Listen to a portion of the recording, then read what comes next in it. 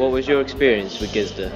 Okay, so I was originally with the job centre, and we had like this group meet. It was like a group kind of meeting. A representative from Gista came and said, "Oh, we've got this. It's kind of like a youth club for young adults, and you get to come there and play FIFA, have food, and play loads of games." I wasn't sure at first.